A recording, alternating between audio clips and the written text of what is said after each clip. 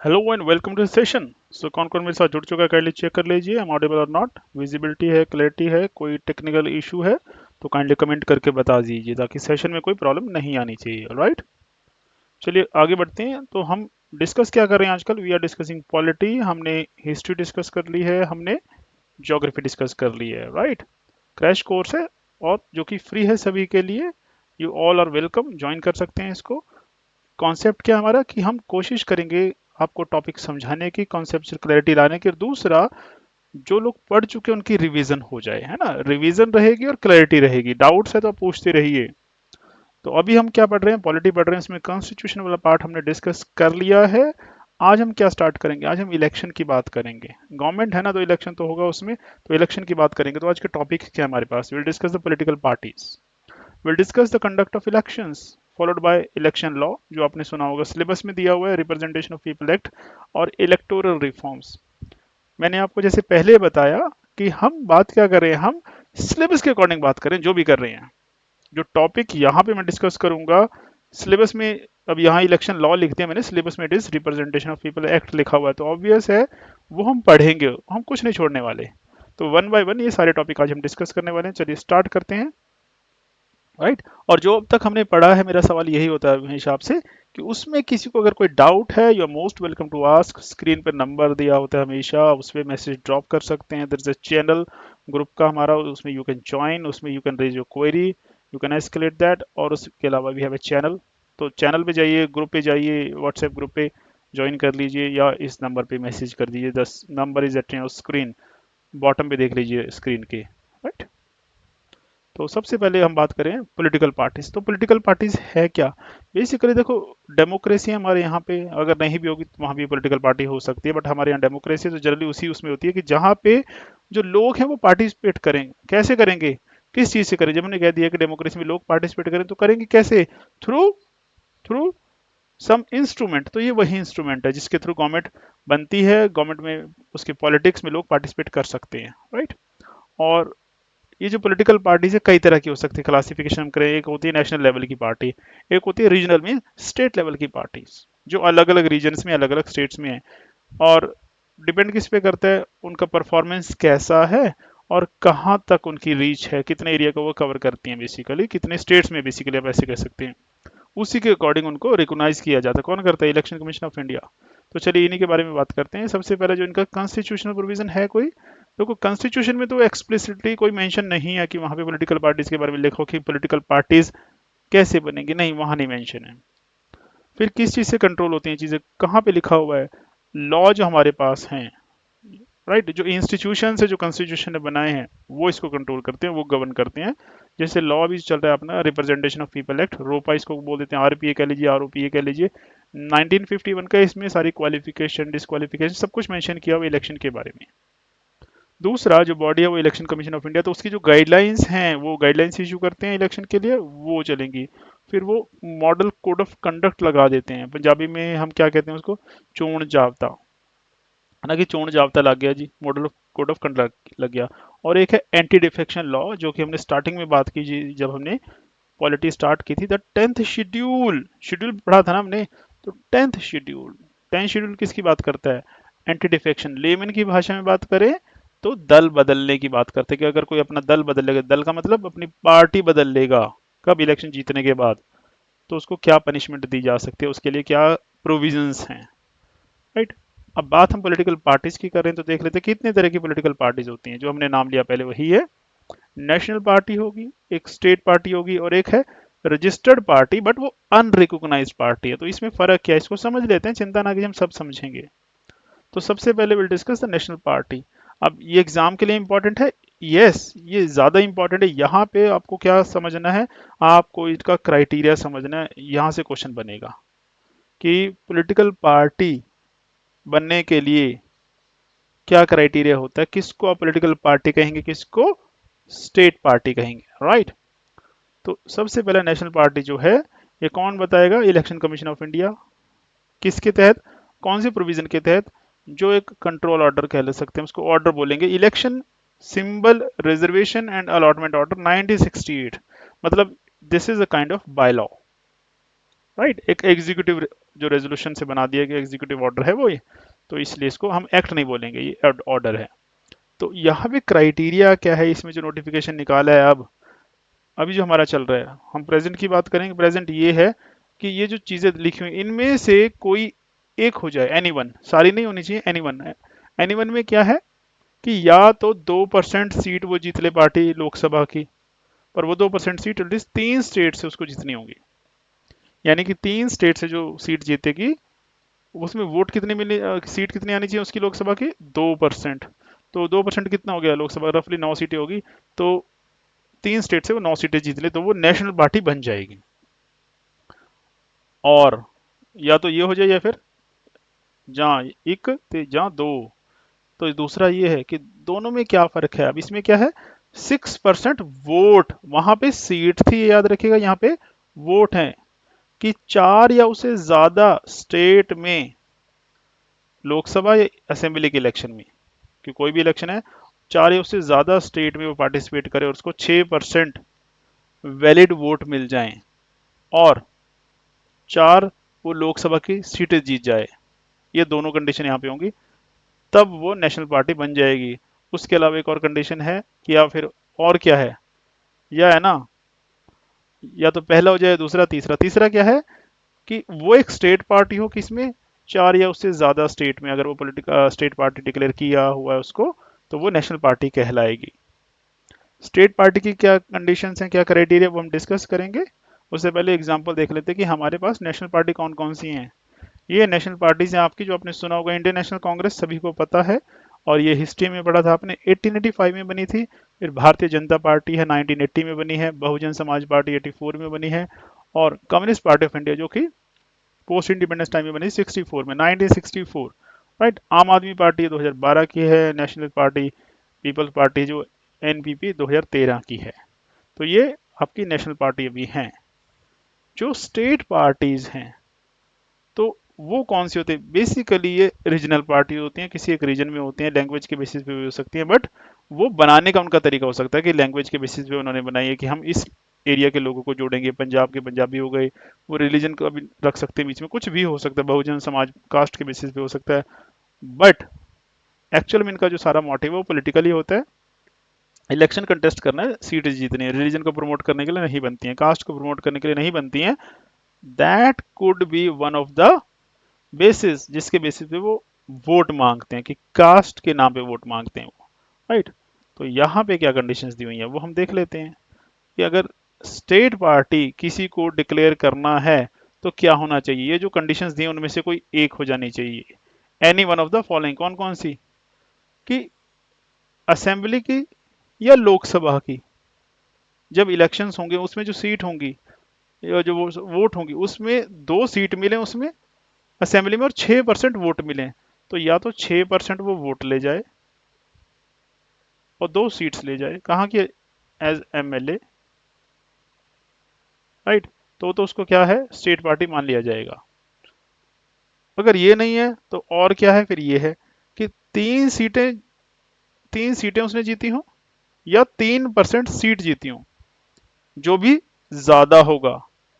3 seat कहाँ की, MLA की सीट, 3 एमएलए की सीट या 3% सीट जो ज्यादा आ जाए वो जीती हूँ, कि अगर 3 सीट ज्यादा 3, अगर 3% ज्यादा फिर 3%, या फिर लोकसभा की एक सीट जीत ली, किसके लिए, जितनी भी उस स्टेट को सीट अलॉट है उनमें हर 25 पे एक सीट, कि अगर 50 सीट अलॉट है तो 2 सीट वो जीत ले लोकसभा की, तो वो हो जाएगा।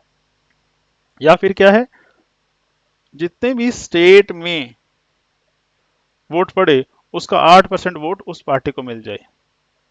तो इनमें से अगर एक भी कंडीशन फुलफिल होती है तो उसको स्टेट पार्टी डिक्लेयर कर दिया जाएगा। राइट। अब इनके एग्जाम्पल क्या देख लेते हैं हम। डीएमके तमिलनाडु की पार्टी आपने सुना होगा, द्रविड़ मुनेत्र कजगम। बीजेडी है ना, उड़ीसा की है। टीआरएस तेलंगाना की है, वो रेड्डी वाली जो पार्टी। वाईएसआर कांग्रेस आंध्र प्रदेश। शिवसेना सुना होगा अपने नाम, महाराष्ट्र की है। जेडीयू बिहार के जनता दल वाली, ठीक। और समाजवादी पार्टी वो साइकिल वाली, ये उत्तर प्रदेश की है। अब आपको इसमें एग्जाम के पॉइंट ऑफ से क्या याद करना है, ढूंढना पड़ेगा, मैंने नहीं डाला इसलिए जानबूझ के। क्या सिंबल अगर नहीं मिलेंगे तो मुझे बताना, इन सबके सिंबल एग्जाम में आ जाते हैं, कोई नहीं पूछेगा, बट स्टिल आपको पता होना चाहिए कि आपको पता होना चाहिए साइकिल किसका है, कि समाजवादी पार्टी का है।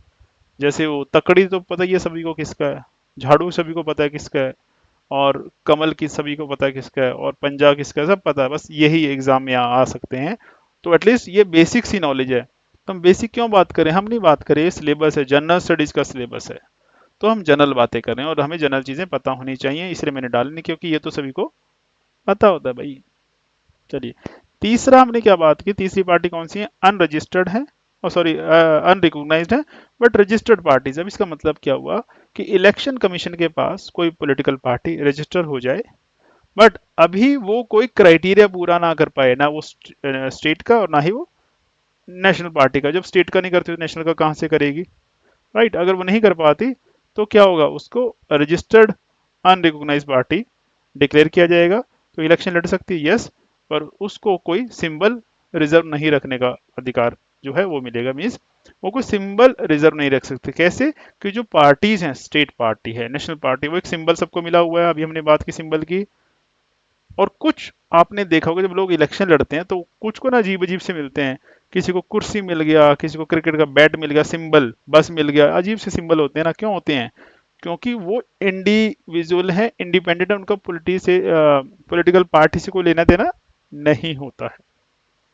सिंबल किसको मिला हुआ है, पॉलिटिकल पार्टी है जो रिकॉग्नाइज्ड है, चाहे वो नेशनल हो चाहे वो स्टेट हो। तो जो अनरिकॉग्नाइज्ड पार्टी है, जो दोनों में नहीं आती है, मीन्स दोनों के क्राइटेरिया में फिट नहीं होती है, तो उनको सिंबल नहीं दिए जाते हैं। अब मुद्दा आता है पॉलिटिकल पार्टीज जो हैं वो क्या रोल प्ले करती हैं, वही जो हमने पहले बात की स्टार्टिंग में, उसको थोड़ा सा एक्सप्लेन कर लेते हैं यहाँ पे, कि सरकार और लोगों के बीच में वो ब्रिज का काम करते हैं। एक तो वो जो सत्ता में आ गई, वो क्या बन गई, मीन्स पावर में आने के बाद वो तो गवर्नमेंट बन गई। अब जो दूसरी पार्टी बाहर हैं, चाहे वो आप कह लीजिए अपोजिशन है या उसके सपोर्टर्स हैं या दूसरी पार्टी हैं, तो गवर्नमेंट तक लोगों की बात कौन पहुंचाएगा, कई बार गवर्नमेंट नहीं कर सकते ना, अपोजिशन क्या करता है फिर। सो वे कौन है, वो पॉलिटिकल पार्टीज हैं। दूसरा जो रीजनल पार्टीज होते हैं वो रीजनल लेवल के मुद्दे उठाती हैं, तो लोगों की और सरकार की जो बातें आपस में एक दूसरे के, वो क्या करते हैं, जो गैप है उसको ब्रिज करती हैं। फिर वो पॉलिटिकल रिक्रूटमेंट करते हैं, लोगों के अंदर अवेयरनेस लाते हैं, इंटरेस्ट एग्रीगेशन वो करवाती हैं, राइट। पॉलिसी फॉर्मुलेशन इम्प्लीमेंटेशन करवाने में हेल्प करती हैं। अपोजिशन है वो अकाउंटेबिलिटी जो है वो फिक्स करवाती हैं। और कोलिशन बिल्डिंग कह लो, गवर्नेंस कह लो, उसमें उनका रोल आ जाता है। कोलिशन मीन्स कि अगर सरकार नहीं बना पा रही है कोई एक सिंगल पार्टी, तो कई पार्टियां मिलके जब सरकार बनाती है उसको हम कहते हैं कोलिशन गवर्नमेंट। तो वो कोलिशन पार्टी जो है कोलिशन ग्रुप हो गया। अब पॉलिटिकल पार्टीज क्या चैलेंजेस फेस करती हैं, ये मेंस का है, वैसे यहाँ जरूरत नहीं है, बस आपको आइडिया रख लेना है कि इंटरनल डेमोक्रेसी की कमी है, कोई रेगुलर ऑर्गेनाइजेशन इलेक्शन नहीं होता है। जनरली हम देखते हैं कि डायनेस्टी कंट्रोल, मतलब जिसने भी पॉलिटिकल पार्टी बनाई होती है, फिर अगला जो प्रेसिडेंट है उसका उसका बेटा बन जाता है, फिर अगला उसका बेटा बन जाता है, तो यानी कि वो एक ही फैमिली चलती है, एक ही डायनेस्टी चल रही है, डायनेस्टिक पॉलिटिक्स उसको बोलते हैं। तो डेमोक्रेटिक स्ट्रक्चर नहीं ज़्यादा होता है। डेमोक्रेटिक का मतलब क्या हुआ वहाँ पे, डेमोक्रेसी का मतलब ये हुआ कि वहाँ पे कोई जो टैलेंट है उसके बेसिस पे आएगा, ना कि अपनी फैमिली लीनिएज के अकॉर्डिंग। दूसरा, क्रिमिनलाइजेशन ऑफ पॉलिटिक्स, ये भी काफ़ी हम डिस्कशन करते हैं इस पे, लाइमलाइट में रहता है कि जो कैंडिडेट है उनकी क्रिमिनल बैकग्राउंड बढ़ रही है, ऐसे बहुत सारे कैंडिडेट आजकल आ चुके हैं। मतलब कई रिपोर्ट आते हैं कि 40% के करीब ऐसे जो मेंबर्स हैं जो क्रिमिनल रिकॉर्ड वाले हैं। मनी, मसल पावर, अब आप कहते हैं कि इलेक्शन लड़ना है तो सब कहते हैं पैसा चाहिए, क्यों, वो कहते हैं कॉस्ट बहुत है। कॉस्ट किस चीज़ की है, इलेक्शन मटेरियल, और फिर जो फ्री बीज दी जाती है उसमें चाहिए, है ना। फिर पॉलिटिकल फंडिंग है, वो कहाँ से आती है, ओपेक है, ट्रांसपेरेंसी उसमें प्रॉपर नहीं है, ऐसी चीज़ें हैं। और ये पीछे सुप्रीम कोर्ट में मुद्दा आया था कि वो कंपनीज, फैक्ट्री जो होती हैं अपने एमएनसीज, उनसे बॉन्ड ले लेते हैं, और पीछे था ना कि कौन सी कंपनी ने कौन सी पॉलिटिकल पार्टी को कितने पैसे दिए। तो इलेक्शन कमीशन से एसबीआई, सॉरी, जो बॉन्ड यूज इशू करती है उससे मांगा कि उसने नहीं दिया, बाद में वो ले लिया गया। और वहां से पता लगा कि कौन सी पार्टी को कितने हजार करोड़ रुपए चंदा आया है। फिर कम्युनलिज्म, कास्टिज्म, ये उस चीज को यूज करते हैं, कैसे, डिवीजन के लिए। डिवीजन का पर्पस क्या है इनका, डिवीजन का पर्पस डिवीजन नहीं होता, इनका पर्पस है वोट सिक्योर करना। सपोर्ट कैसे करोगे, जब आप किसी को अपनापन दिखाओगे, तो कैसे दिखाते हैं इंडिया में लोग अपनापन, रिलीजन के नाम पे। कास्ट के नाम पे दिखाया जाता है ना। और फिर जब बाहर चले जाते हैं मतलब अपने एरिया से बाहर, तो वहाँ पे रीजन के नाम से कि आप पंजाबी, मैं भी पंजाबी, पंजाबी पंजाबी की सपोर्ट नहीं करेगा तो कौन करेगा, मैं गुजराती, आप गुजराती, गुजराती गुजराती कौन सपोर्ट नहीं करेगा तो कौन करेगा, ऐसी चीजें। और ये ह्यूमन इमोशंस हैं वो कंट्रोल होते हैं, राइट। फिर इशू है डिफेक्शन का। डिफेक्शन में क्या होता है, जो मैंने आपको बताया कि अपने फायदे के लिए जो लेजिस्लेचर्स हैं, एमएलए हैं, एमपी वो क्या करते हैं, पार्टी बदल लेते हैं, राइट। तो उसके लिए लॉ बना दिया गया है, पर कुछ ना कुछ तो वो लूप होल्स हो ही जाते हैं। क्या लूप होल हो जाते हैं आजकल, वो ये है कि अगर एक पार्टी है उसमें से इलेक्शन हुआ और काफी लोग जीत गए हैं, तो उसके कुछ लोग जो हैं क्या करेंगे, वो जाना चाहते हैं, डिफेक्शन लगेगा, वो अकेला नहीं जाएगा, दो नहीं जाएंगे, वो और लोगों को मिला लेगा। और जब ऐसे ग्रुप, एक पार्टी में से ग्रुप टूट के निकलता है, तो उसको डिफेक्शन, उसको बोलते हैं कि पार्टी स्प्लिट हो गई। और ये ग्रुप दूसरे को जाके ज्वाइन करेगा फिर, तो बोलेंगे कि ये मर्जर हो गया। और ऐसा आजकल न्यूज़ में चल रहा है, तो देख लेना, ऐसा न्यूज़ में आ रहा है कि कौन सी पार्टी में ऐसा स्प्लिट हुआ है, क्यों हुआ है, मर्जर होगा किसी के साथ। ट्रांसपेरेंसी हमने बात की, फंडिंग, डिसीजन मेकिंग, उसमें ट्रांसपेरेंसी नहीं होती, इनमें ये इश्यूज हैं, राइट। फिर मुद्दा आता है आपके इलेक्शंस का, कि इंडिया में जो इलेक्शन होते हैं उसके बारे में हमें कितने नॉलेज है, वो होनी चाहिए एग्जाम के पॉइंट ऑफ व्यू। यस, सबसे पहला कौन मैनेज करता है इनको, election commission of India manage करता है। कहाँ पे मेंशन है ये, इलेक्शन कमीशन ऑफ इंडिया के बारे में जो प्रोविजन है वो आर्टिकल 324 में मेंशन है कॉन्स्टिट्यूशन में, राइट। क्या मेंशन है उसमें कि ड्यूटी क्या है, election commission is vest with the power of superintendence, direction and control of election. So ये सारी पावर किसके पास है, इलेक्शन कमीशन ऑफ इंडिया के पास है। तो उनको सुपरवाइज करेगा, डायरेक्शंस देगा और कंट्रोल करेगा इलेक्शंस को। 325, 326 ये इंपॉर्टेंट है, आपको समझ आने चाहिए, याद रहे ना रहे समझ लीजिए अच्छे से। 325 क्या कहता है आर्टिकल, कि इलेक्टोरल रोल्स में कोई डिस्क्रिमिनेशन नहीं होगा, मतलब सभी को वोट डालने का पूरा पूरा अधिकार है। 326 वही देता है, adult franchise, universal adult franchise means 18 या इससे ऊपर का जो बंदा है, कोई भी व्यक्ति है, वो वोट कास्ट कर सकता है। This is universal. इसका मतलब क्या है, देर इज नो क्राइटेरिया किस चीज के लिए, कि वोट डालने के लिए क्राइटेरिया होना चाहिए, किस चीज का क्राइटेरिया, इतने पैसे कमाता हो, इतनी उसकी क्वालिफिकेशन होनी चाहिए ताकि वो चीजों को समझ सके। नो, ऐसा नहीं है, राइट। उसके अलावा जो आपके एक्ट हमने बात की थी, रिप्रेजेंटेशन ऑफ पीपल एक्ट 50 में और 51 का दोनों, तो ये अलग अलग बनाए गए थे। जो पहला वो डील करता है प्रेपरेशन ऑफ इलेक्टोरल रोल से और दूसरी कंडीशन से, दूसरा कंडक्ट ऑफ इलेक्शन से, मतलब ये पहले इलेक्शन से पहले की बात करता है, इलेक्शन के बाद की बात करता है, क्वालिफिकेशन, डिस्क्वालिफिकेशन। उसके अलावा प्रोविजन कहाँ पे है, डिलिमिटेशन एक्ट है, जो टेरिटोरियल कॉन्स्टिट्यूएंसीज को डिफाइन करता है। तो चलिए इलेक्शन की बात करते हैं कि इसमें जब इलेक्शन होना है, कौन कौन सी अथॉरिटीज इन्वॉल्व होती हैं। सबसे पहला तो जो है इंडिया लेवल पे कौन है, it is always election commissioner of India, है ना। फिर हो गया स्टेट इलेक्शन कमिश्नर, नहीं वो नहीं होता, याद रखिएगा। उसके लिए हमने पढ़ा तो था, कल कहाँ पढ़ा था, हमने पढ़ा था जब लोकल गवर्नमेंट की बात करें, तो लोकल गवर्नमेंट के लिए हो सकता है, बाकी सभी के लिए वो नहीं होगा। बाकी के लिए कौन होता है, एमपी का इलेक्शन हो गया, एमएलए का इलेक्शन हो गया, प्रेसिडेंट, वाइस प्रेसिडेंट, ये सारे इलेक्शन कौन कराता है, it is the election commission of India, ECI. और ये कौन है, ये कॉन्स्टिट्यूशन बॉडीज है।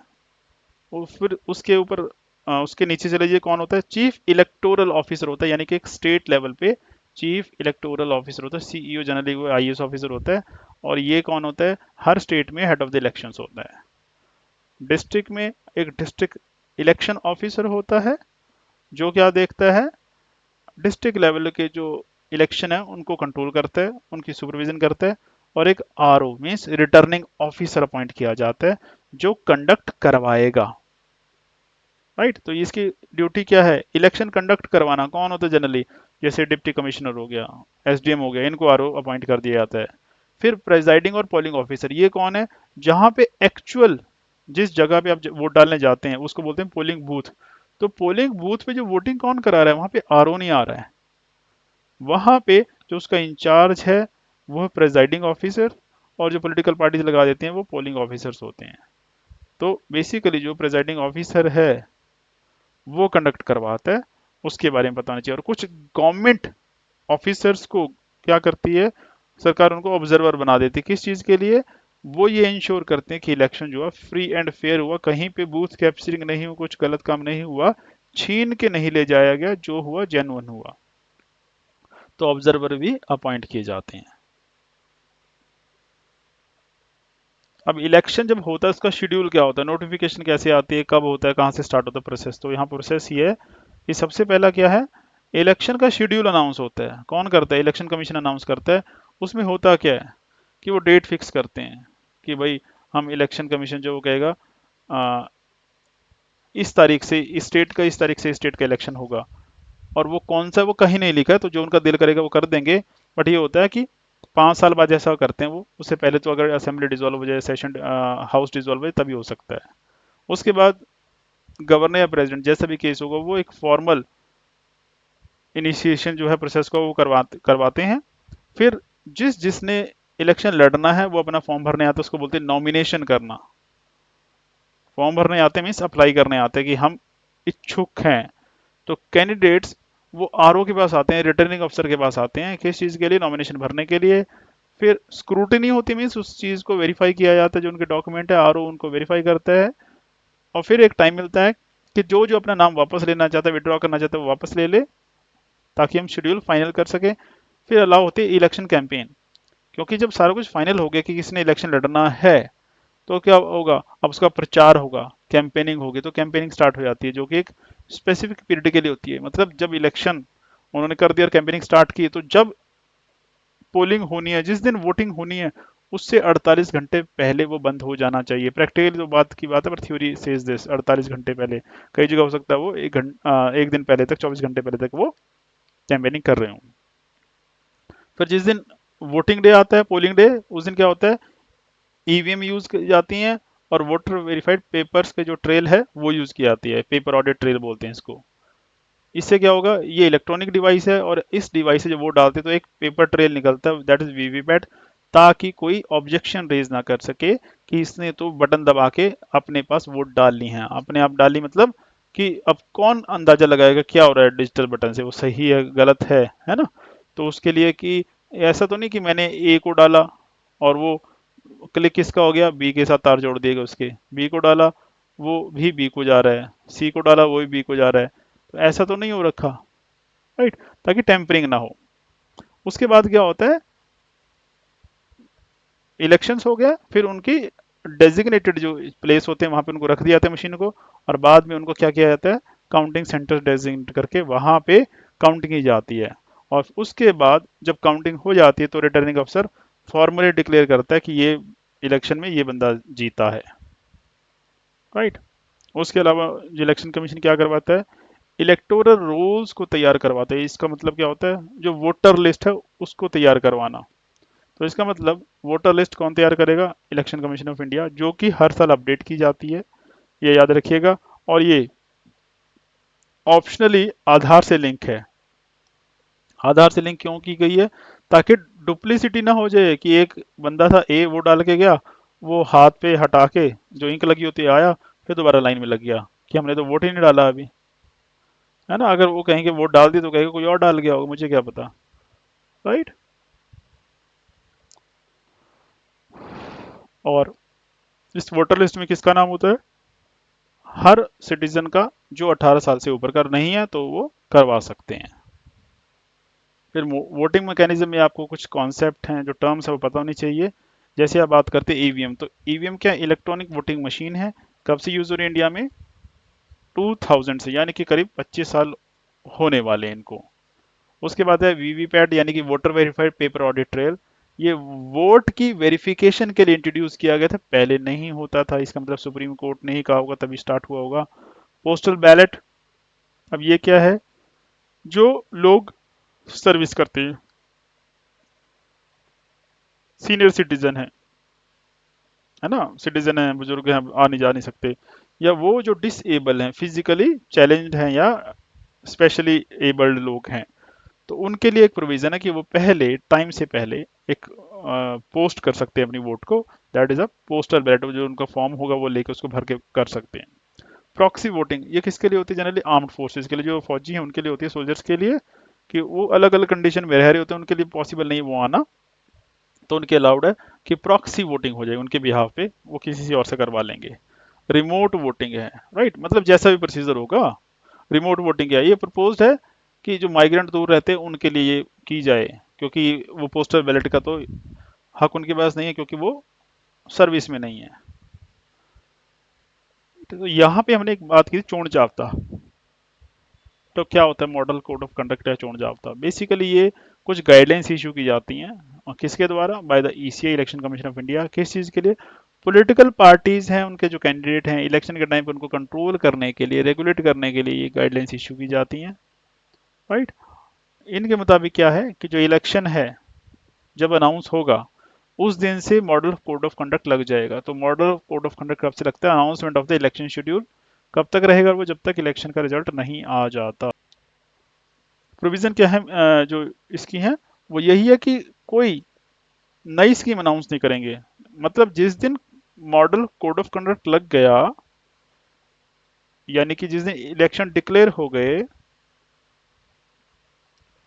उसके बाद कोई भी पॉलिटिकल पार्टी लोगों को लालच ही नहीं दे सकती। कैसे कि ये लीजिए, सरकार में अगर वो है पार्टी तो वो नई स्कीम लॉन्च कर दे, नए प्रोजेक्ट लॉन्च कर दे, लोग खुश हो जाएंगे, देखो इसने क्या स्कीम लॉन्च की है।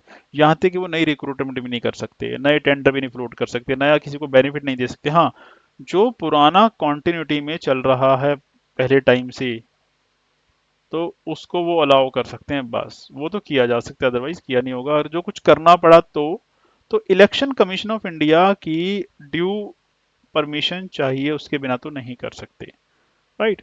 तो ऑफिशियल मशीनरी कैंपेनिंग के लिए नहीं यूज कर सकते, पर्सनल अटैक नहीं करना है, पोल एक्सपेंसेस जो हैं और डोनेशन वो डिक्लेयर करना है कि कितना खर्चा आया इलेक्शन में, वो डिक्लेयर करना पड़ेगा as per model code of conduct,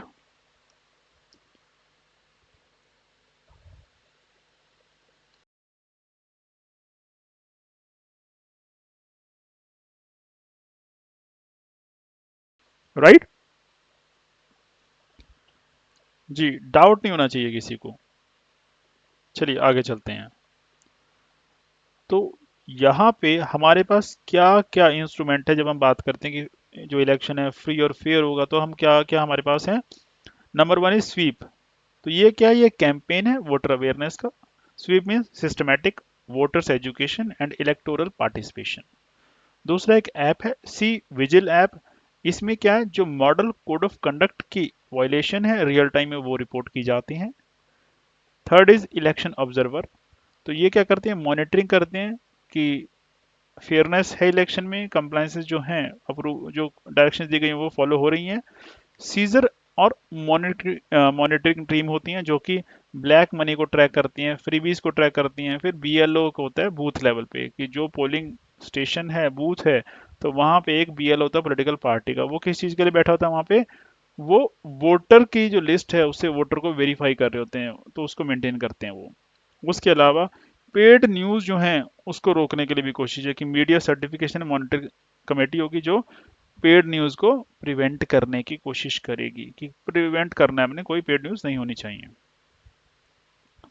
right. फिर मुद्दा आता है कि जो इलेक्शन है वो जब करवाते हैं, इलेक्शन कराते हैं, क्या क्या चैलेंजेस आज हम देखते हैं। चैलेंज सबसे बड़ा क्या है? मनी और मसल, गुंडागर्दी होती है, पैसे बहुत यूज करते हैं, किस चीज के लिए? वोटर्स को इन्फ्लुएंस करने के लिए। दूसरा हम क्या देखते हैं कि जो कैंडिडेट हैं वो क्रिमिनल रिकॉर्ड है, उनका क्रिमिनल बैकग्राउंड है, तो उससे होगा क्या? उनके ऊपर जो ट्रस्ट है वो नहीं बन पाएगा लोगों का। फिर फेक न्यूज़ है, मिस इन्फॉर्मेशन, बहुत मैनिपुलेट किया जाता है चीज़ों को। फिर जो वोटर टर्नआउट है वो बहुत कम है, खासकर शहरों में। अब गर्मी इतनी होती है, धूप होती है, अगर गर्मियों में इलेक्शन और सर्दी में तो कोई चक्कर नहीं। दूसरा, लोगों को लोगों के पास शहरों में ज़्यादा काम होता है, होता कि नहीं होता, पर वो ऐसा शो करते हैं, प्रेटेंड करते हैं उनके पास काम बहुत ज़्यादा है, और वो वोट डालने भी नहीं आ सकते। इसलिए आप देखिएगा ज़्यादातर होता क्या है, गांव में जो परसेंटेज वोट का वो पोलिंग जो है वो ज़्यादा होती है, शहरों में कम होती है, राइट। उसके अलावा और छोटी छोटी हर्डल्स आ जाती हैं, जैसे लॉजिस्टिक की है, वो क्या है कि अलग अलग एरिया में, दूर दूर रिमोट एरिया में जाके पोलिंग स्टेशन बनते हैं, तो वहाँ पे टेरेन बड़ा ख़राब होता है, कहीं पे लॉ एंड ऑर्डर ख़राब है, जैसे नक्सली एरिया है, तो वहाँ पे कैसे कराएंगे? तो जाना बड़ा मुश्किल होता है, राइट। तो इसमें किया क्या गया है? कुछ नई नई चीज़ें आप देखते हैं, जैसे हमने कहा बूथ ऐप है, इसमें वोटर टर्नआउट के कितने वोटर आए, कितने परसेंट, वो लाइव मॉनिटरिंग होती है। ई इपिक है, ये डिजिटल वोटर आईडी कार्ड है। रिमोट वोटिंग मशीन है, ये इंटरनल माइग्रेंट के लिए डेवलप हो रही है। ऑनलाइन नॉमिनेशन फैसिलिटी, ये कोविड 19 के टाइम में लॉन्च की गई थी।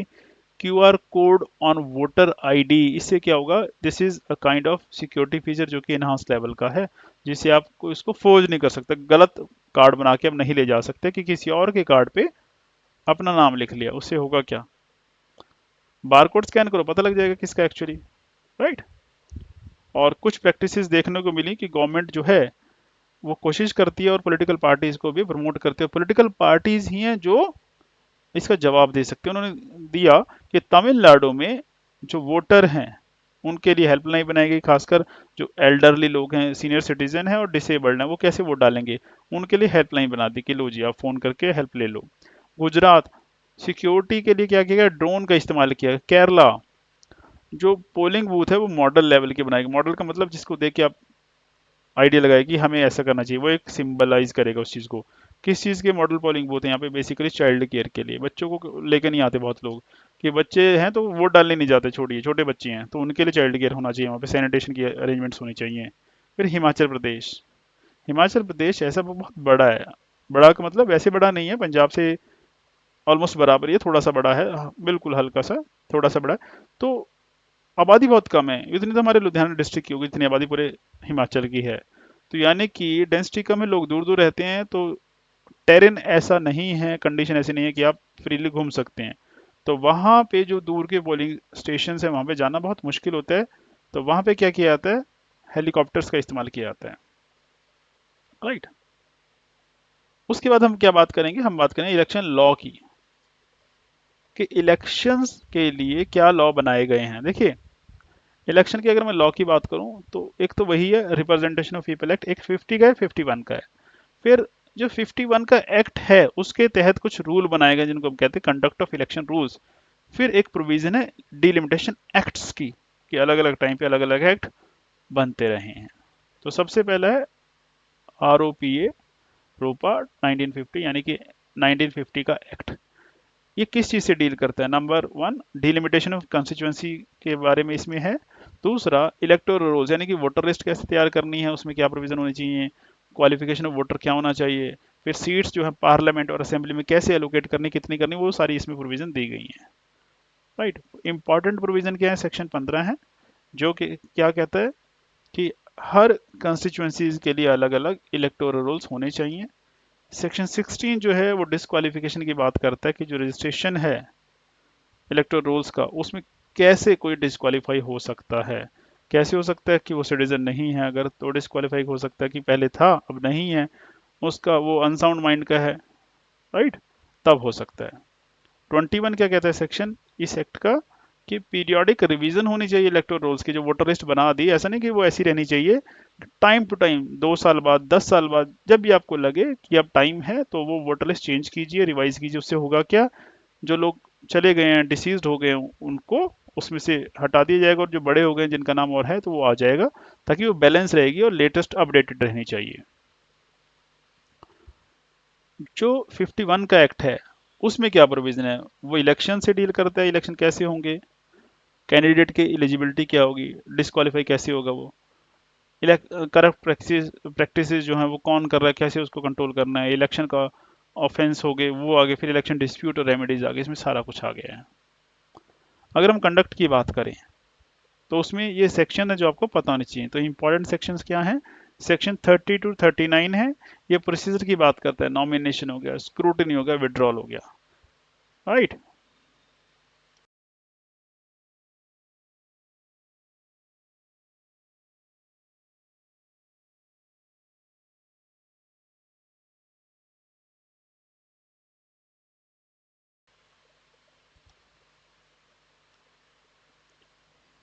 ओ sorry for the technical glitch.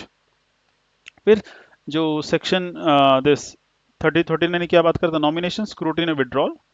Section 56 to 62 ये क्या बात करते हैं, पोलिंग प्रोसीजर के बारे में है, वोटिंग का मेथड हो गया, सिक्रेसी ऑफ वोटिंग है उसके बारे में दिया गया है। सेक्शन 58A है, ये कहता है कि अगर बूथ कैप्चरिंग हो जाए कहीं पे, यानी कि वोटों पे कब्जा कर लिया, वो उठा के भाग गए वोट्स, बूथ कैप्चरिंग मतलब कब्जा ही जमा लिया, तो वहां पे पोल को इलेक्शन को अर्जन कर दीजिए। सेक्शन 66 क्या कह रहा है कि रिटर्निंग ऑफिसर जो है वो रिजल्ट डिक्लेयर करेगा। तो यहाँ पे इलेक्शन कमीशन का रोल क्या है, उसका रोल सुपरविजन का है, आर्टिकल 324 के तहत कि फ्री और फेयर इलेक्शन कैसे होने चाहिए, वो इंश्योर करना काम इलेक्शन कमीशन ऑफ इंडिया का है, राइट। अब क्राइटेरिया क्या है फिर इलेक्शन लड़ने का, वो भी इसी में दिया हुआ है। तो लोकसभा के लिए जो सिटीजन होना चाहिए बंदा इंडिया का, उसकी एज जो 25 या उससे ज़्यादा होनी चाहिए, और उसका नाम इलेक्टोरल रोल्स में होना चाहिए। जबकि राज्यसभा के लिए यही क्राइटेरिया यहाँ पे क्या दिया हुआ है कि एक तो चीज़ वही है पहले कि he must be a citizen of India, right.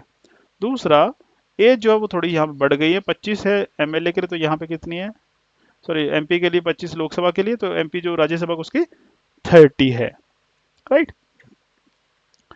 और वो इलेक्टर होना चाहिए किसी भी एक स्टेट का। डिस्क्वालिफिकेशन भी दी गई है इसमें, सेक्शन 8 से 10 ए तक है डिस्क्वालिफिकेशन है, किस किस ग्राउंड पे डिस्क्वालीफाई किया जा सकता है।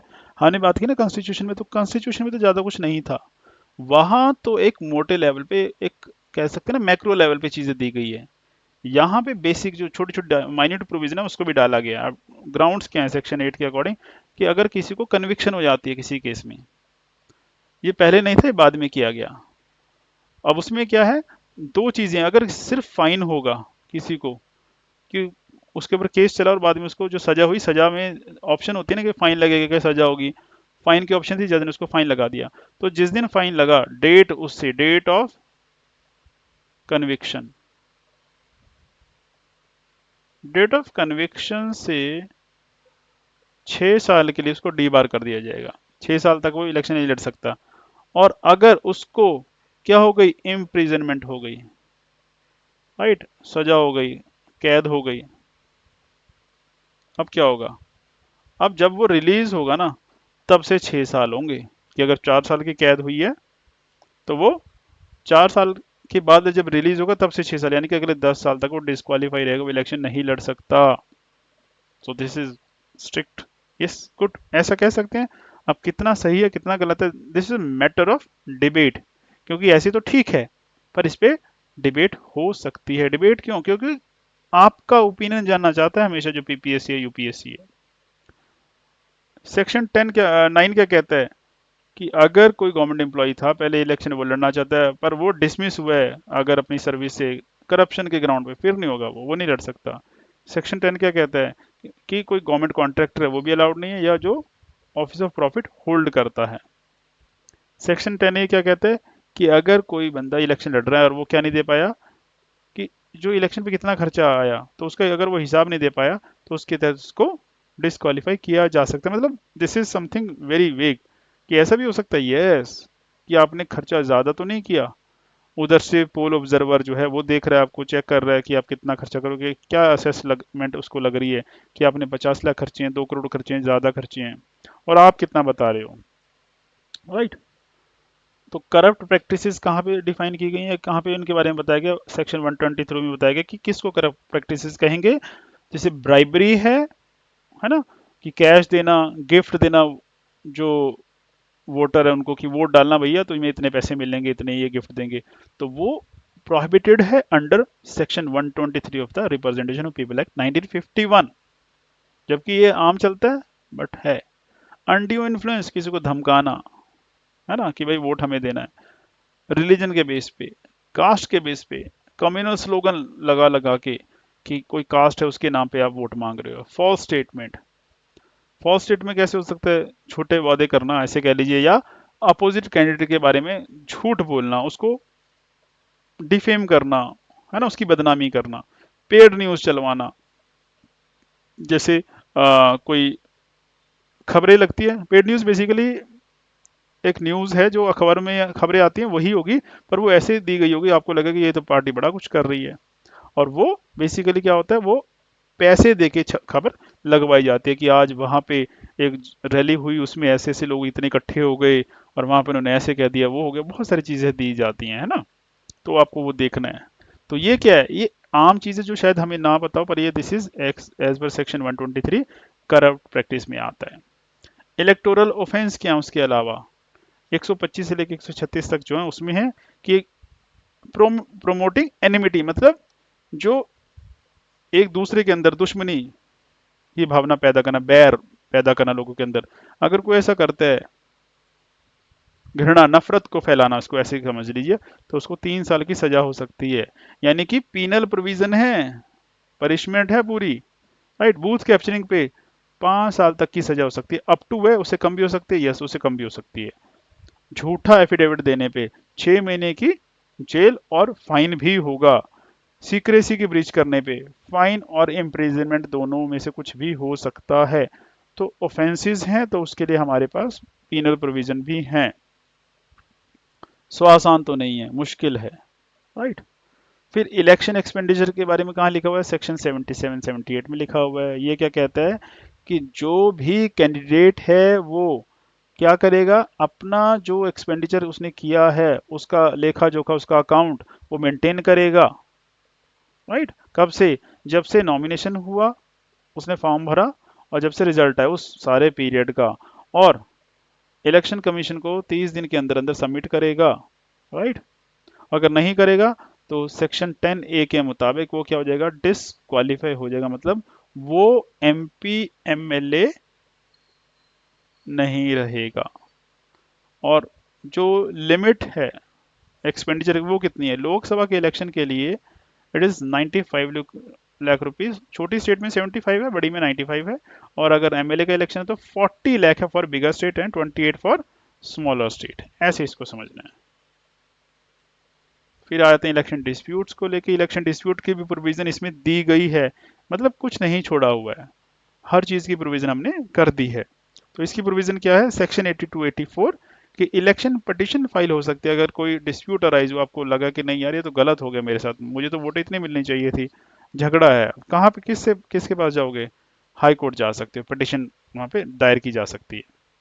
फिर जो 100 है सेक्शन, वो क्या कहता है कि जो इलेक्शन हुआ है उसको वॉइड डिक्लेयर किया जा सकता है, यानी कि उसको इनवैलिड डिक्लेयर किया जा सकता है कि जो ये मानने लायक नहीं है, हम इस इलेक्शन को नहीं मानेंगे। तो वहाँ ग्राउंड दिए गए, करप्ट प्रैक्टिस हुई हैं, ठीक से कंडक्ट नहीं हुआ इलेक्शन, तो उस किस ग्राउंड पे है पर डिक्लेयर किया जा सकता है। तो यानी कि प्रोविजन तो आ गई ना उसको डिक्लेयर करने की। फिर सेक्शन 116A है, वो क्या कहता है उसके मुताबिक कि जो अपील है वो सुप्रीम कोर्ट जा सकती है, उसकी हाई कोर्ट की अपील। तो यानी कि हर चीज की प्रोविजन जो है रिप्रेजेंटेशन ऑफ पीपल एक्ट में है। तो कॉन्स्टिट्यूशन से ज्यादा कहाँ पे, आरपीए एक्ट जो है इसमें प्रोविजन दी हुई है। और इसमें कुछ अमेंडमेंट की गई है 1988 में, इसमें जो पोस्टल बैलेट है और प्रॉक्सी वोटिंग सॉरी, तो वो इंट्रोड्यूस किया गया था। तो पोस्टल बैलेट और प्रॉक्सी वोटिंग ये इंट्रोड्यूस किया गया था 98 में इसमें। फिर 2002 में क्या किया गया कि जो एफिडेविट है वो मैंडेटरी कर दीजिए, सभी को देना पड़ेगा। 2013 में जो सेक्शन 84 था उसको हटा दी गई। ये क्या कहता है कि अगर किसी बंदे को कन्विक्शन हुई, अभी हमने क्या कहा, अगर किसी को सजा हो जाती है ना, एमपी एमएलए को, या वैसी किसी को जाती है, तो वो इलेक्शन नहीं लड़ सकता, राइट। सेक्शन 84 क्या कहता था कि अगर उसने आगे आगे अपील डाल दी है, तो अपील पेंडिंग है ना, तब इसका फैसला तो होने दो, उसके बाद देखेंगे। वो कहते हैं नहीं इसको हटाओ, क्लॉज को हटाओ, अब अपील अपील छोड़ो, अगर बरी नहीं हुआ है तो है, बस कन्विक्शन हो गई, उसके बाद वो डी बार है। 2021 में क्या चेंज किया गया कि जो वोटर है उसके रजिस्ट्रेशन को आधार से लिंक कर दीजिए, पर ये ऑप्शनल कंपलसरी नहीं है, राइट। तो अगर कंपेयर करें हम दोनों को, फर्स्ट इज आरपीए 50 और सेकंड इज आरपीए 51।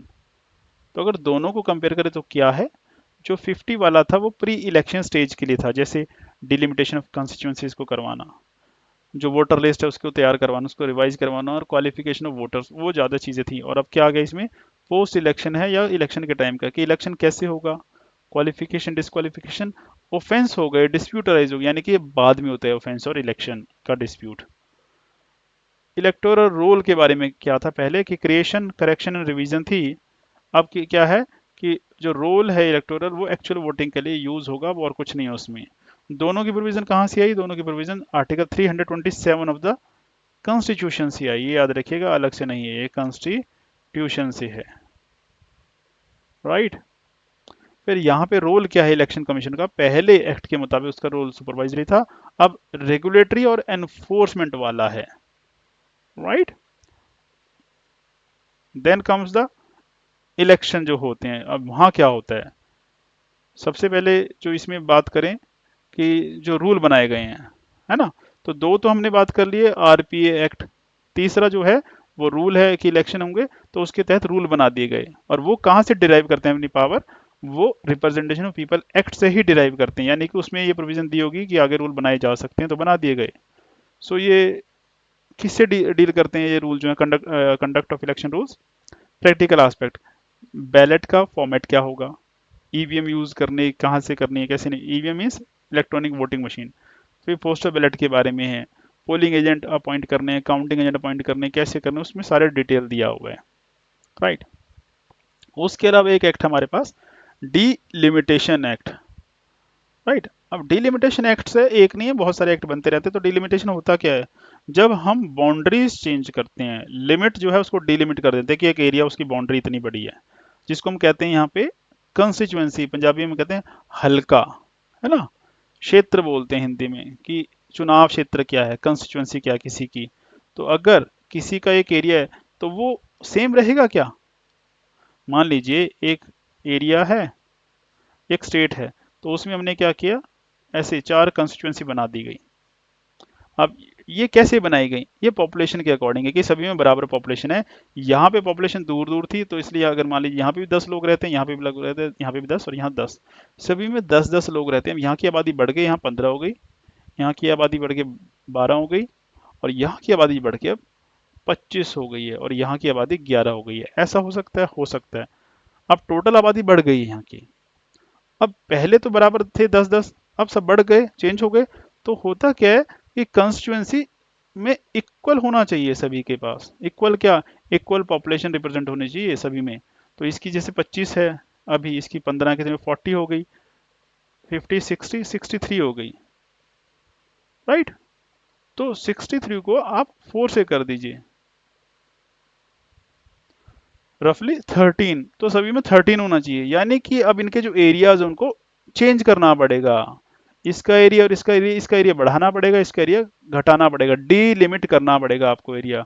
सो उसी के प्रोविजन के लिए ये डीलिमिटेशन जो एक्ट है वो बनाए जाते हैं, right. So it is basically the act of redrawing boundaries, किस चीज की, कंस्टिट्यूएंसीज की, ताकि आपको पता लगे कि पॉपुलेशन में चेंज हुआ है कि नहीं हुआ है। और ये किस बेस पे करते हैं, सेंसस के बेस पे करते हैं। क्यों, ताकि सभी को बराबर का रिप्रेजेंटेशन मिल सके, सभी सेगमेंट ऑफ पॉपुलेशन को, राइट। उससे होगा क्या, जो फेयर हम कहते हैं ना, fair election, fair distribution of seat होगी, रिप्रेजेंटेशन जो बैलेंस रहेगा, तो वो चीज के लिए काम आता है।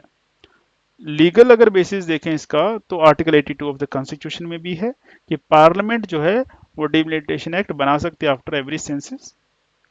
आर्टिकल 170 में भी है क्या, कि जो ये प्रोविजन है वो स्टेट असेंबली के लिए भी सेम रहेगी। डिलिमिटेशन कमीशन की प्रोविजन है कि वो सेटअप होगा अंडर द डिलिमिटेशन एक्ट जो कि पार्लियामेंट ने पास किया है। और आरपीए 50 और 51 जो हैं, ये एलोकेशन जो है और डिस्ट्रीब्यूशन सीट्स का उसको डिफाइन करेंगे कि कैसे होगा। और कौन कौन से एक्ट्स अभी तक बन चुके हैं, डिलिमिटेशन एक्ट 52 में बना था 51 के सेंसस के बेस पे, 62 में बना था 61 के सेंसस के बेस पे, क्योंकि सेंसस के अकॉर्डिंग चल रहा है, ये देख लो बस यहाँ पे सेंसस जब आ रहे हैं 50 60 70 2001, तो उसी तरह से ये एक्ट बनते चले गए, राइट। और इनमें हुआ क्या, जो पहला वाला था ये पहली रीऑर्गेनाइजेशन की गई इंडिपेंडेंस के बाद, अभी तो नहीं की गई थी। अब दूसरे में क्या किया गया कि कॉन्स्टिट्यूएंसीज को एडजस्ट किया गया दोबारा से।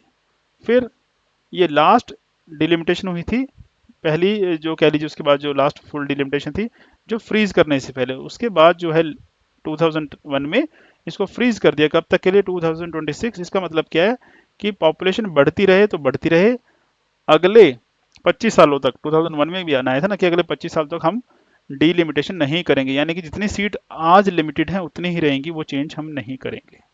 पॉपुलेशन अगर 100 है और सीटें 10 हैं, और पॉपुलेशन अगर 200 हो गई, 10 ही रहेंगे, हम बढ़ाने नहीं वाले या चेंज नहीं करने वाले उसको, ऐसा है।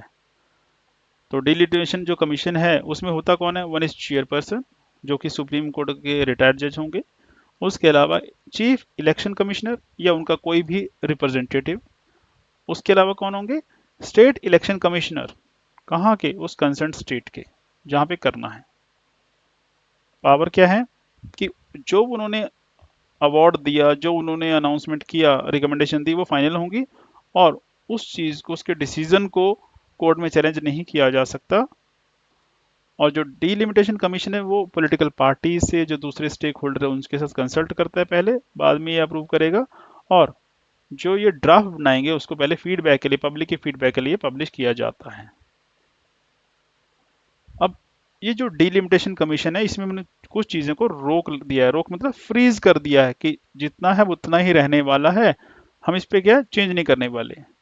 कि जैसे सबसे पहले 1976 में किया था कि 2001 तक हमने सीट्स को फ्रीज कर दिया था, यानी कि बार बार आप नहीं आओगे कि ये चेंज कर दो वो चेंज कर दो। तभी आप देखो पीछे हमने यहाँ पे आपको नजर भी आ रहा होगा 61 71 सीधा 2001 आ गया, बीच में नहीं हुआ है, राइट। उसके बाद 84th अमेंडमेंट एक्ट है, तो ये चेंज कर दिया गया कब तक के लिए, 26 के लिए, राइट। कि जो फ्रीज है वो 2021 तक रहेगा। किस चीज का, ये याद रख लीजिए, सीट्स का। तो सीट्स जो हैं 2026 तक वो फ्रीज रहेंगी।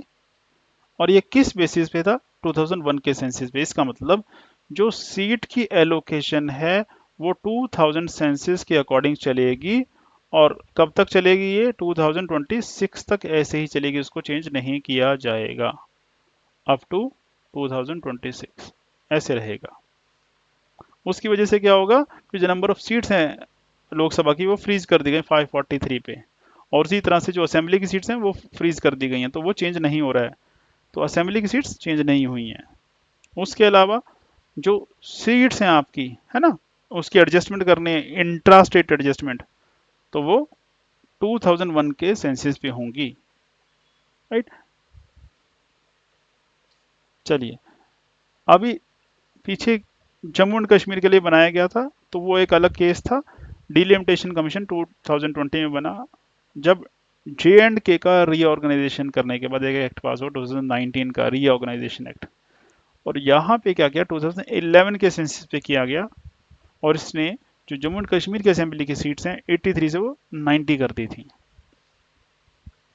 उसके अलावा कि जो रिजर्वेशन है SC/ST उसकी बात की, और रीजनल रिप्रेजेंटेशन की बात की कि उसका जो एरिया है उसको रिप्रेजेंटेशन अच्छे से किया जाना चाहिए। अब यहाँ पे जब हम बात करते हैं डिलिमिटेशन की, तो क्या इश्यूज हम देखते हैं, क्या चैलेंजेस देखते हैं, तो उनकी बात कर लेते हैं। चैलेंज क्या है, सबसे पहला तो पॉपुलेशन इम्बैलेंस है। वो कैसे कि जो नॉर्थ इंडिया वहाँ पे पॉपुलेशन ज़्यादा है, कंसंट्रेशन ज़्यादा है, साउथ में रिलेटिवली कम है। तो उससे होगा क्या कि ज़्यादा MP किसके होते हैं, तभी नॉर्थ इंडिया के होते हैं, खासकर यूपी के होते हैं, बिहार के होते हैं, है ना, वेस्ट बंगाल, ये स्टेट्स जिनकी पॉपुलेशन बहुत ज़्यादा है। अब इससे होगा क्या, अरे जब उनकी पॉपुलेशन ज़्यादा है, MP वहाँ पे ज़्यादा होंगे, और मेजोरिटी जिसके पास ज़्यादा सरकार उसकी बनेगी। इसलिए आप देखिए मोस्ट ऑफ द टाइम ये जितने भी आज तक PM बने हैं, मेजोरिटी जो है कहाँ से बने हैं, वो नॉर्थ से बने हैं, दिल्ली सॉरी यूपी बिहार वाले जो एरिया इन्हीं से बने हैं वो। तभी यूपी से सबसे ज़्यादा आते हैं क्योंकि यूपी की पॉपुलेशन बहुत ज़्यादा है, सबसे ज़्यादा ही है। दूसरा है पॉलिटिकल सेंसिटिविटी। अब जब ऐसे करते हो आप, डिलिमिटेशन आपने चेंज कर दिया, तो होता क्या है, पार्टीज की एफिलिएशन होती है कि ये एरिया तेरा, ये मेरा, यहाँ तक हम ऐसे करेंगे। लोगों की भी होती है अपने एरिया के साथ, तो वो बेसिकली पार्टीज को अफेक्ट कर सकता है ना। कैसे कि मेरा एरिया किसी और के पास चला गया जो पहले नहीं था, या किसी और का एरिया मेरे पास आ गया, तो फ्रिक्शन जनरेट हो सकता है। फिर तीसरा रीजन क्या है, जो सेंसिस है वो कौन सा टाइमली हो रहे हैं अभी। अब 21 का सेंसिस अभी तक नहीं हुआ है, तो उससे हो क्या रहा है, डिलिमिटेशन आप कर पा रहे हैं, अभी नहीं कर पाएंगे क्योंकि 26 का हमने कहा था 26 तक है, 26 के बाद कर पाएंगे, सेंसिस ही नहीं हुआ अभी। और ये होता है कि और भी क्या है इशू कि अंडर रिप्रेजेंटेशन का, कि वो शहर जहाँ पे बहुत ज़्यादा पॉपुलेशन है उनकी सीट्स आज भी कम होंगी क्योंकि वो चेंज नहीं हुआ है, डिलिमिटेशन नहीं की गई है। तो ये इश्यूज और चैलेंजेस हम यहाँ पे फेस कर रहे हैं। अब इलेक्शन ऑफेंसेस के बारे में यहाँ पे प्रोविजन है, उनकी पेनल्टी भी है कि बूथ कैप्चरिंग 58A में दिया हुआ इस एक्ट के, और ये कहता है कि पोल कैंसिल हो जाना चाहिए वहाँ पे। और जो अगर कोई दोषी पाया गया जिसने ये किया ऑफेंस बूथ कैप्चरिंग का, उसको 3 साल तक की इम्प्रिजनमेंट होनी चाहिए। ब्राइबरी, एक तो IPC का है प्रोविजन, और दूसरा रिप्रेजेंटेशन ऑफ पीपल एक्ट, तो वो क्या कहता है, फाइन होगा और इम्प्रिजनमेंट होगी। फॉल्स एफिडेविट 6 महीने का है इम्प्रिजनमेंट प्लस फाइन है, और पेड न्यूज़ जो है वो सेंसर करता है, ईसीआई करता है। कि कब? जब एमसीसी वॉलेट हो, यानी कि model code of conduct wallet हो और रिप्रेजेंटेशन ऑफ पीपल एक्ट है, उसमें प्रोविजन दी गई है। तो इनके फंडिंग लॉज क्या है हमारे पास? देखो, फंडिंग की कौन कितने पैसे को इतना फंड जो है चैरिटी को दे सकता है, किसको? पॉलिटिकल पार्टीज को। इंडिविजुअल जो वो अनलिमिटेड दे सकता है, बट कंडीशन उसमें ये है 20,000 से ऊपर जो भी वो देगा उसको डिस्क्लोज करना पड़ेगा। कॉर्पोरेट डोनेशन अलाउड है, जितना मर्जी अलाउड है। कैसे? चेक से आएगा या इलेक्टोरल बॉन्ड से आएगा, उसके अलावा तो अलाउड नहीं है। कि कैश ले लिया 6,000 करोड़, वो अलाउड नहीं है। 100 करोड़ ले लिया, अलाउड नहीं है। राइट। उसके अलावा एक इलेक्टोरल बॉन्ड्स हैं, वो आते हैं। तो ये कहाँ से आते हैं इलेक्टोरल बॉन्ड्स? वही कंपनियां ले लेती हैं। और कहाँ से? एसबीआई इशू करता है, और वो अनोनिमस होते हैं। ये नहीं होता कि इस पर्सन ने इशू करा उसका नाम और वो सारा पता लगेगा सबको, कुछ नहीं होता है। फॉरेन फंडिंग पहले तो बंद थी, प्रोहिबिटेड थी, बट 2016 के बाद क्या हो गया है, जो डोनेशन अलाउ कर दी गई, पर थ्रू इंडियन सब्सिडरीज ये कर दिया गया है। अगर कोई और एक्ट इससे आपको लिंक करना हो तो कौन सा करेंगे? आईपीसी करेंगे, पीपल्स रिप्रेजेंटेशन एक्ट वो करेंगे, आईटी एक्ट और फाइनेंस एक्ट। बड़े अजीब से हैं। यस।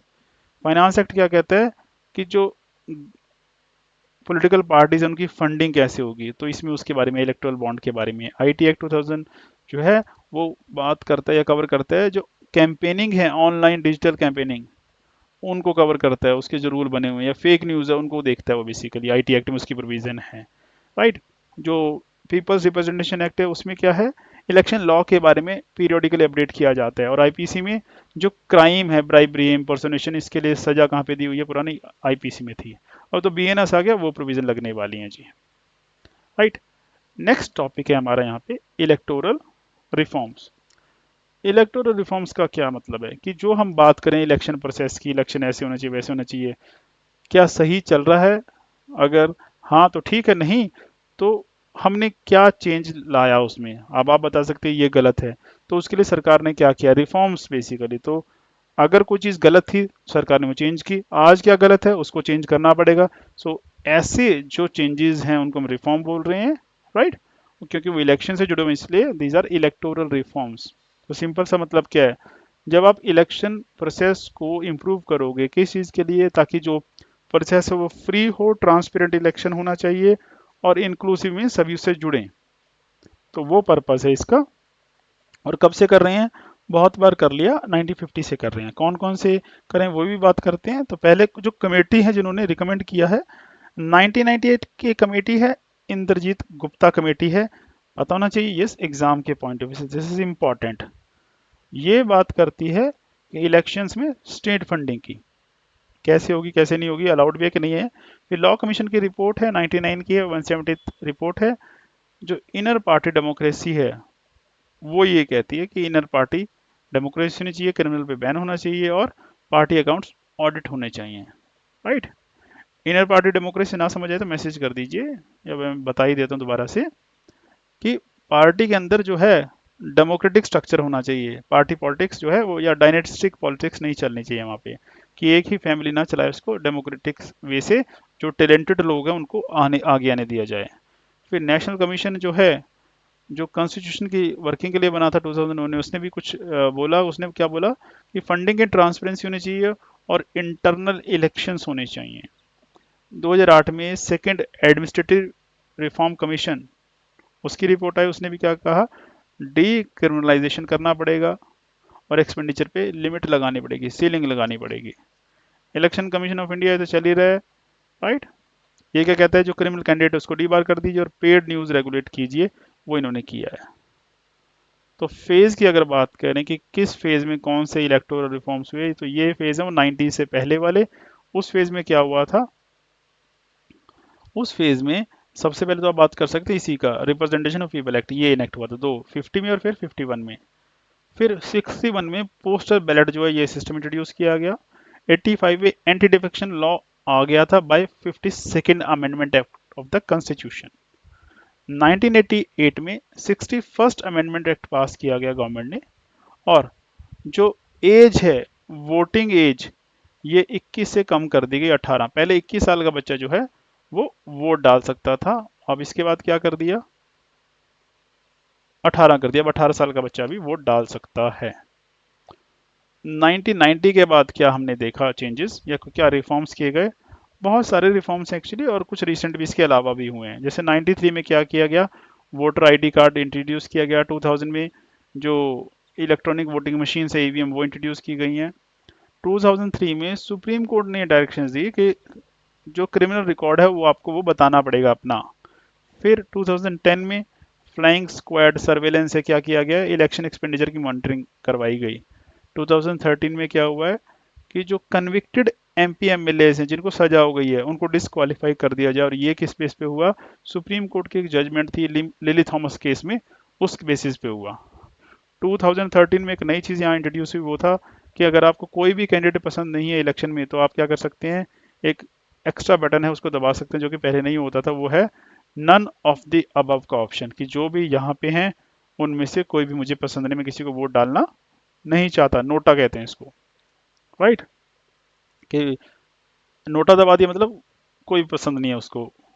वीवीपैट, तो ये 2017 में है, क्योंकि ईवीएम के ऊपर बहुत सारे सवाल उठ रहे थे, तो इसलिए ये एक नई चीज़ इंट्रोड्यूस की गई कि जब आप वोट डालोगे तो एक पेपर निकलता है ऑटोमेटिक, जो आपके पास नहीं आता और बॉक्स में चला जाता है। वो क्या, पेपर ट्रेल है बेसिकली, जिससे आप ऑडिट कर सकते हैं कि कितनी वोट पड़ी, सही है कि गलत है, मशीन सही चल रही है या नहीं चल रही है। फिर एक सी विजिल ऐप है, ये 2018 में बना, किस चीज़ के लिए, कि जो सिटीजन की कंप्लेंट हैं उसके लिए एक प्लेटफॉर्म बनाया गया है, रियल टाइम बेस्ड।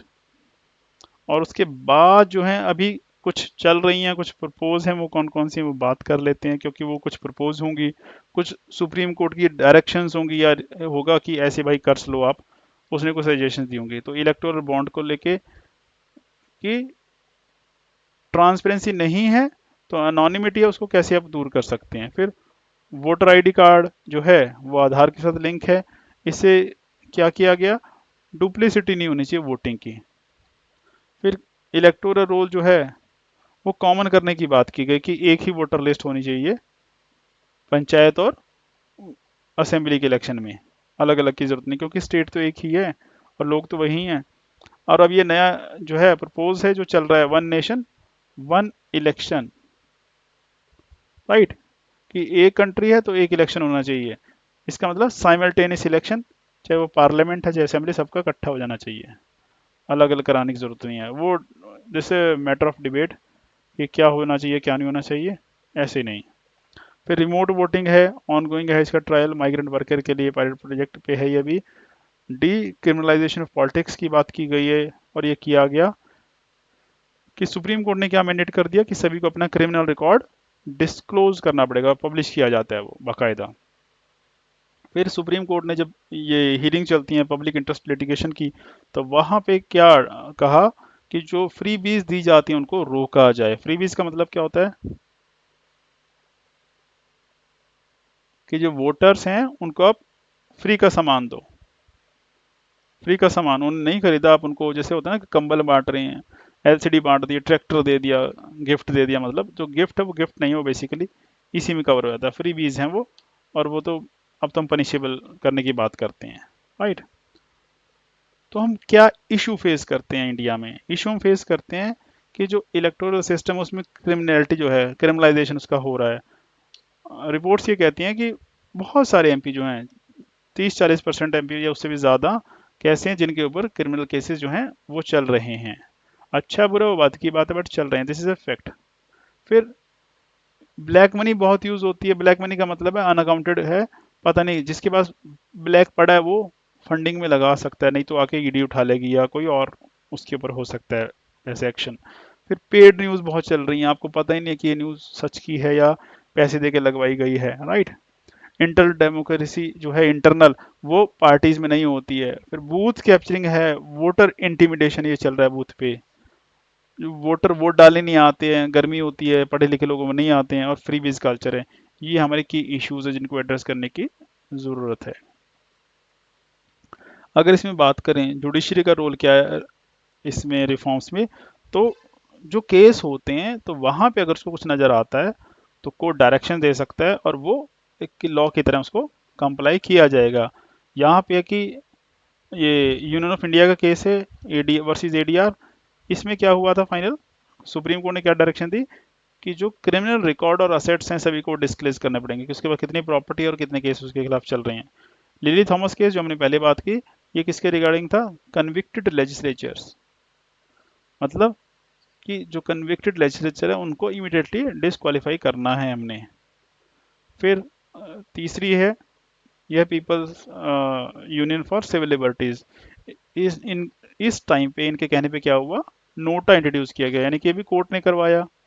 फिर पब्लिक इंटरेस्ट फाउंडेशन का एक केस है यूनियन ऑफ इंडिया के साथ, तो जो पार्टीज को डायरेक्शन क्या दी गई, जो क्रिमिनल एंटीसीडेंट्स हैं उनको पब्लिश किया जाए, अंदर छिपा के ना रखा जाए, ताकि लोगों को पता लग सके कि वहाँ पे क्या इश्यूज चल रहे हैं, कौन कौन से नेता के ऊपर कौन सा केस है। तो ये जुडिशरी के डायरेक्शन के बाद हुआ, अदरवाइज वैसे तो शायद ना होता। इसमें इलेक्शन कमीशन ऑफ इंडिया का क्या रोल है?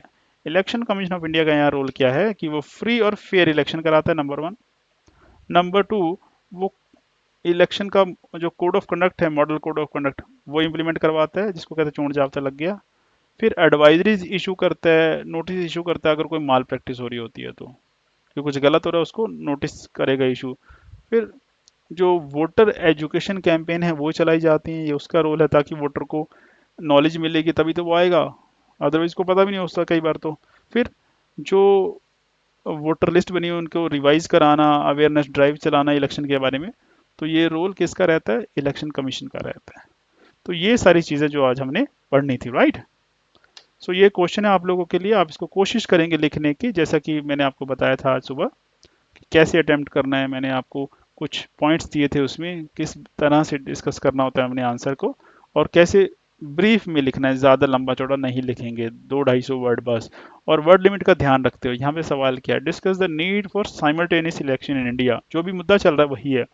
What are the challenges in implementing this reforms. तो पहली बात तो ये है कि आपको क्या लगता है कि साइमल्टेनियस इलेक्शन की ज़रूरत है या नहीं है, राइट। अगर हम इम्प्लीमेंट करें तो क्या चैलेंजेस आएंगे इससे।